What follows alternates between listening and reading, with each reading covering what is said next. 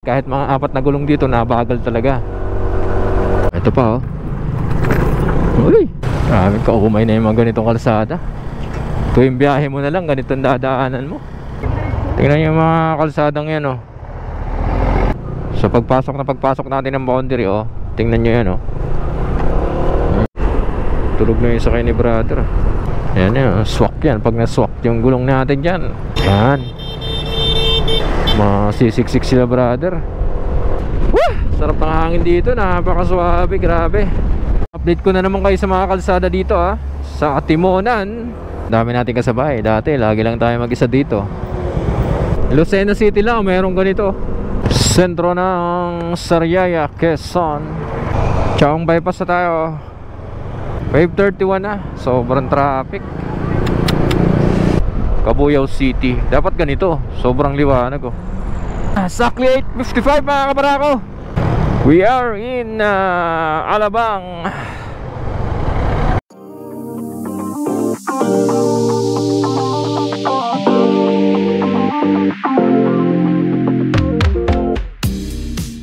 Lagi natin papaalala tong pag-approach natin dito sa may Doña Aurora Bridge ito, dito sa bayan ng Calauag oh. Ayan oh. Kahit mga 4 na gulong dito, nabagal talaga. Oh, tingnan nyo naman kasi yung lagay ng ano rito, kalsada dito. Ayan oh. Sakit sa puwet eh. Siyempre sa mga kurbada, blind spot dito sa bayan ng Calauag, ingat tayo. Uneven na mga kalsada dito sa Calauag, Quezon. Ay! Hindi biro ang ganyan mga uri na kalsada, lalo sa mga naka-motor. Dapat di sila nagsisiga sa may gilid ng kalsada. Oh no! Bawal din oh. Ito pa oh. Uy! Mga butas-butas dito sa bayan ng Calauag yan oh. Oh no! One to sawa. One to sawa. Sasawa ka talaga. Kanina pa tong adventure na. Maraming kaumay na yung mga ganitong kalsada. Oh no! Tuwing biyahe mo na lang, ganitong dadaanan mo. Woo! Paalala ulit dito sa railroad crossing ng Calauag, Quezon.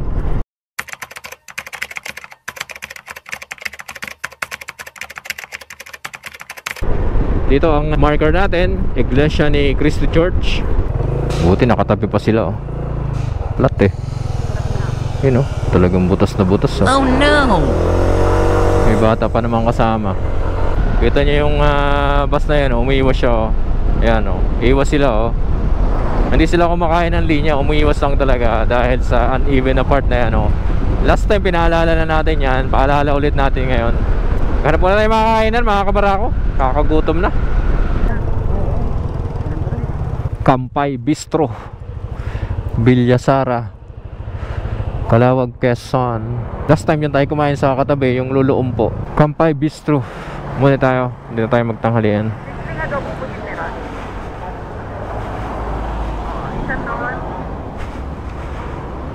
A few moments later. 1:05 ng hapon.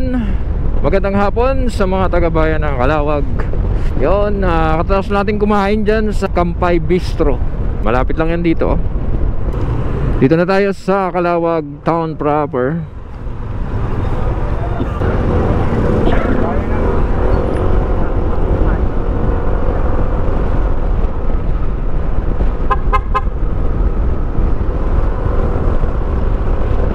O, ingat tayo dito ha, Calauag, Quezon.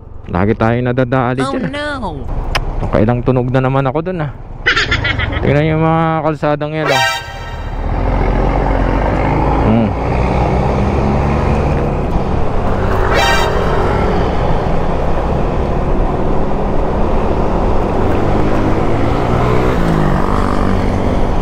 Ngayon sasalubong sa 4 wheels ay. Calauag, Quezon to ha, Calauag, Quezon yan. Hindi nyo kabisado itong kalsada na to, madadali talaga kayo dito. Hindi, wow. Ingat lang, dandan lang. See you next time, Calauag, Quezon. Lopez, Quezon na tayo. Kaya nga pala, paalala, bago kayo dumating dyan sa boundary ng Calauag, Quezon, masyadong maalog ang kalsada dyan, kaya doble ingat tayo dyan. Ayun, paalala ulit natin tong uneven na kalsada dito sa may Lopez, Quezon. So pagpasok natin ng boundary, oh, tingnan nyo yan, oh. Oh no! Lopez, Quezon yan. At saka yan, napakaputik na parting kanan. 1:15 ang tamang oras. So halos wala na tayong traffic dito sa may ginagawang Lopez Skyway. Sentro na tayo ng bayan ng Lopez. 1:20 PM. Ayun yung matraffic sa Lopez Bypass. Kaya lang sobrang haba talaga doon. Doble dito. Pero maluwag, dire-diretso lang ang biyahe. Pag dito sa Lopez, maiksi pero matraffic. Repair lang. Yan. Shoutout mga sir. Pagka sa sugat, first aid lang muna. 1:31 PM San Vicente, Gumaca, Quezon na tayo. Yan, oh. Bago pa lang to, pero sira-sira na agad itong mga kalsada dito sa may pagpasok ng Gumaca. O yan, oh. Kanan. Tulog na yung sakay ni brother. Akala ko tulog na eh. Yung biyahe talaga dito mga kabarako, hindi biro. Babaw ng dagat ang mga kabarako. Naka-low tide. Mga brown yung dalampasigan. Alright, 1:43 PM. Di ko kayo na-update last time kasi dumaan tayo sa bypass. Update ko ulit kayo dito sa mga riles ng bayan ng Gumaca. At mismong mga kalsada ng Gumaca town proper. Ayun, nakita nyo naman ang kalagayan nun. Same as usual. Paalala lagi natin yan para lagi tayong mag-iingat dyan. Isang malakas ang shoutout sa mga taga-bayan ng Gumaca. Siyempre, Pops Michael, shoutout sa'yo. Dito na tayo sa pangalawang riles again. Update ko lang kayo kasi malamang lagi kayong dumadaan dito. Kasi kami kung saan kami dumadaan eh. So pag dito kayo napadaan, yan o, mahirap lalo pagka night ride ka. Uy! Walang nag-signal sa kanan ah. Updated kayo dito sa mga lagay ng kalsada dito.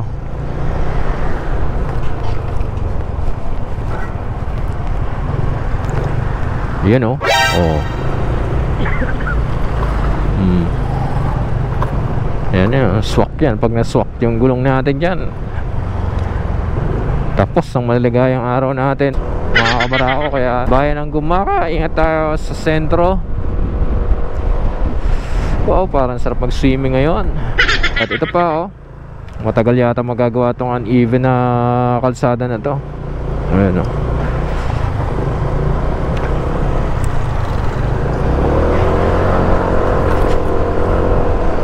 Isa lang tayo sa mga ganito. Alright, 2:05 PM. Ito na, update na naman tayo dito. Yan. Ako, masisiksik sila brother. Oh no! Actually marami nang talagang na-disgrasya dyan. Marami nang lumipad dyan sa area yan. Alright, siguro pahinga muna tayo dito.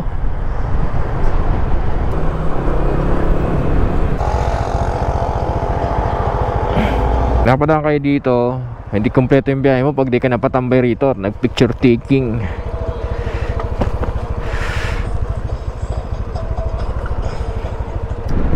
Kahit lagi na namin nakikita to, di nakakapanghinawa dito.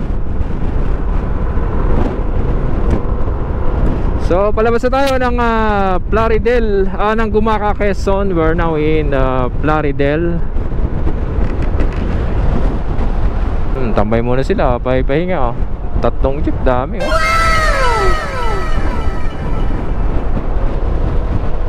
Gandang pahingahan talaga kasi dyan. Plaridel town proper tayo. Baka may viewer tayo dyan, mga viewers from Plaridel, Quezon. Shoutout sa inyo. We are in Atimonan, Quezon. Woo! Sarap ng hangin dito, napakaswabe, grabe. Amoy yan dito sa may Pagbilao, Quezon. Naamoy nyo ba yan mga kabarako? Napakabango. Parang bukayo. Bukayo ba yan? Oo, yung parang nyug na nilalagay sa ibabaw ng mga special na biko. Parang may problema ka. Pinapatawid nila mag-isa. Ano ba yan? Update ko na naman kayo sa mga kalsada dito sa Atimonan. Atimonan pa yun Ang lagid niyan mga kabarako. Hirap niya, sarap na sarap ka. Hindi, wow. Pangit talaga ng kalsada dito. Ng aspalto. Alon yung aspalto. Oh, no. Alon. Wala sa quality. Kahit hindi ka construction engineer, alam mong wala sa quality. Umaalon yung aspalto. Bahala ka sa buhay mo. Updating ulit tayo dito Yan, ito yung sinasabi ko.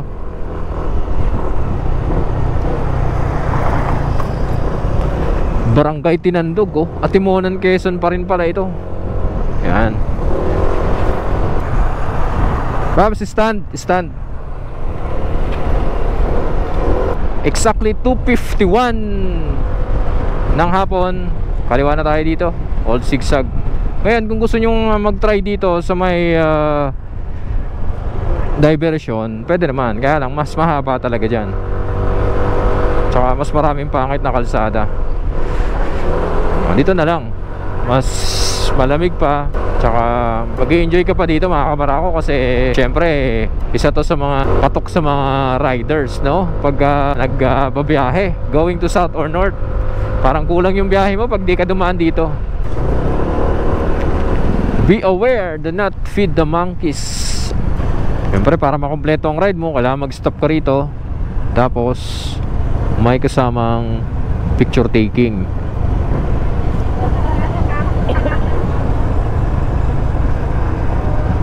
Kaya lang, dami na yung picture dito mga kabarako.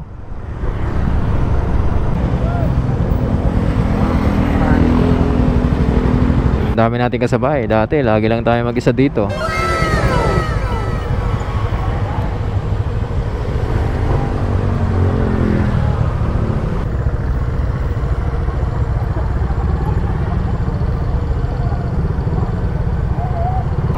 (3:05) na ng hapon, nakalabas na tayo ng Old Zigzag. Dito na tayo sa kahabaan ng Pagbilao, Quezon.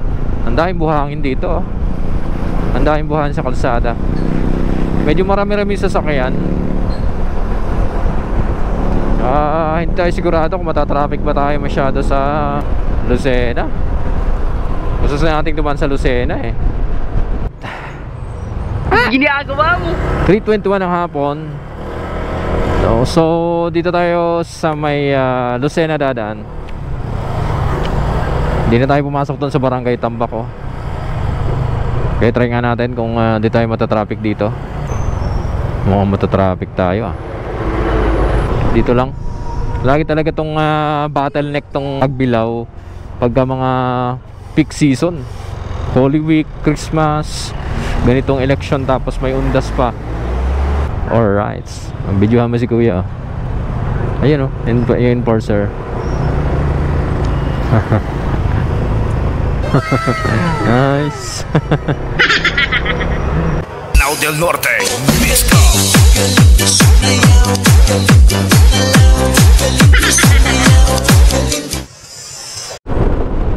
Alright, 3:38 ng hapon. Pagka ito nakita nyo natin ito, malalawak na kalsadang ito, malalapat na kalsada. Parang MSR diversion tawag nila rito. Lucena City na ito mga kabarako. Parang last time tayo nakadaan dito 2021 ata, pauwi. Kasi di pa namin kabisado yun dyan. Tsaka ayaw namin dumaan dyan pag madilim. Ito tayo sa tunnel na daan. Lucena City lang mayroong ganito. Parang sa EDSA.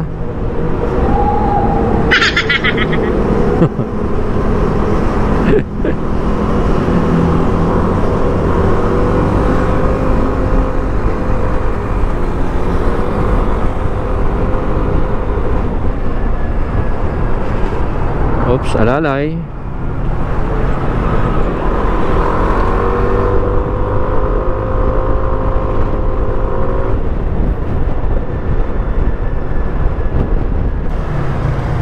Alright, kaliwa na tayo dito.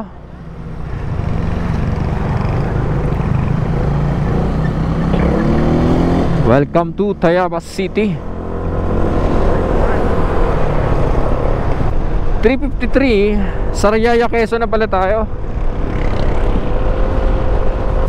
Sentro ng Sariaya, Quezon.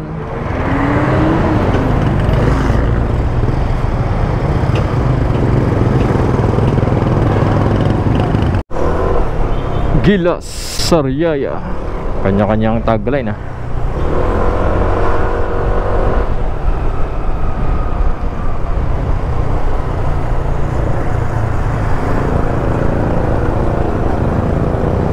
Galing Sariaya bypass yan.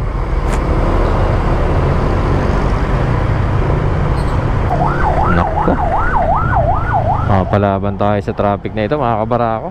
Bahala ka sa buhay mo. Ang taas naman ng tulay na ito. Oh no! Kakalula ay.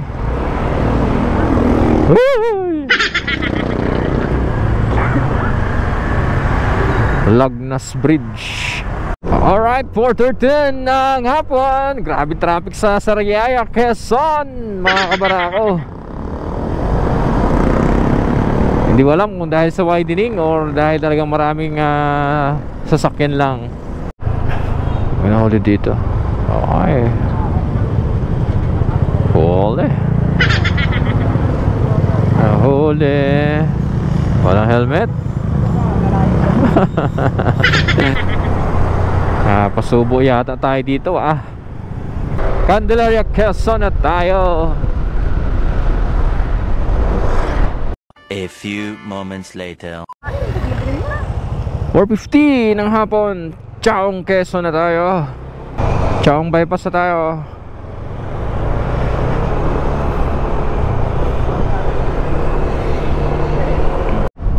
Alright, tapos na tayo ng Chaong bypass. Going to San Pablo City na tayo. Sana hindi tayo masyado matraffic. San Pablo City na tayo. Grabe. Nako, kaya itong ayaw namin dumaan dito.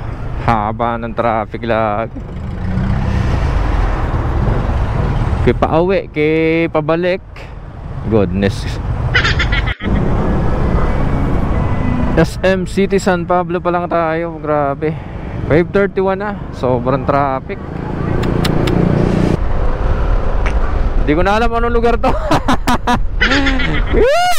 Struggle dumaan dito. Grabe. Bukod sa matraffic, ang dami sasakyan. Nasaan na ba tayong Lupalop? Santo Tomas, Batangas na tayo. Red na red ang Gmaps natin mga kabarako. Okay, baka dahil yan dito sa New SM City Santo Tomas, kaya ganyan. Halata may mga bagong galing ng Bicol oh. May saging. Oh, yan, may styro. Kulungan ng manok. Kulungan ng hindi ko alam anong kulungan yan. Manok yan. Pwedeng basket. Sobrang haba ng pila ng mga sasakyan. Grabe, laki ah.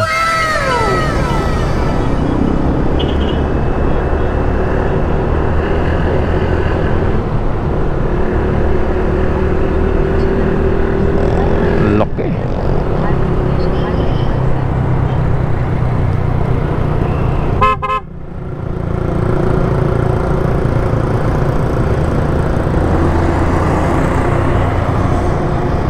Grabe. Kadala dumaan dito mga kabarako. Grabe. Kaiyak dumaan. SM City Calamba. 7:59 oras natin. Ganda ng mga decoration dito. Nagliliwanag oh. Wow.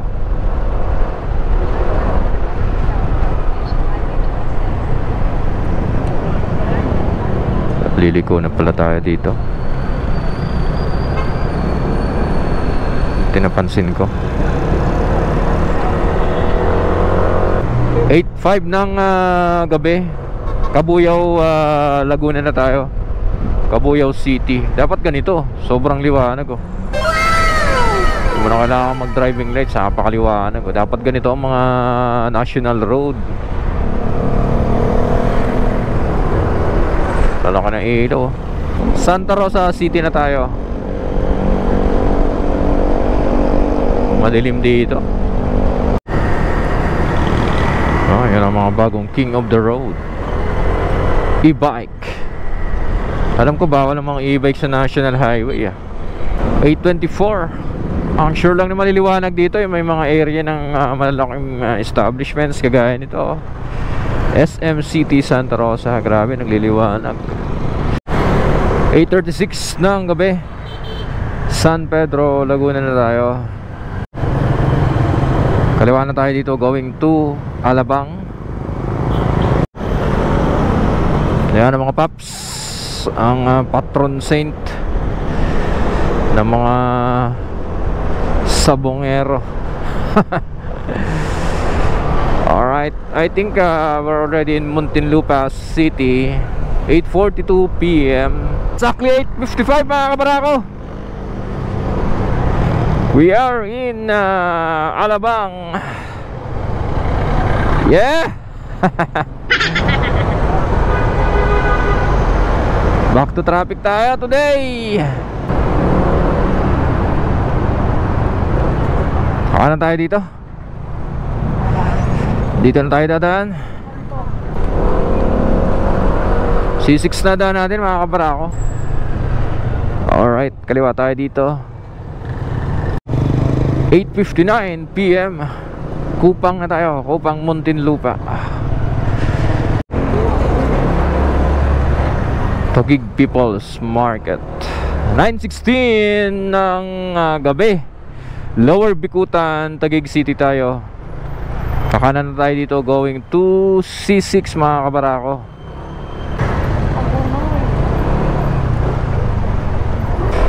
Wah! 9:17 PM mga kabarako. Nasa C6 na tayo.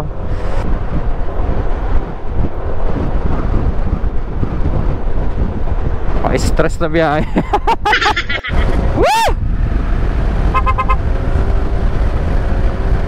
Alright, 9:44 mga kabarako.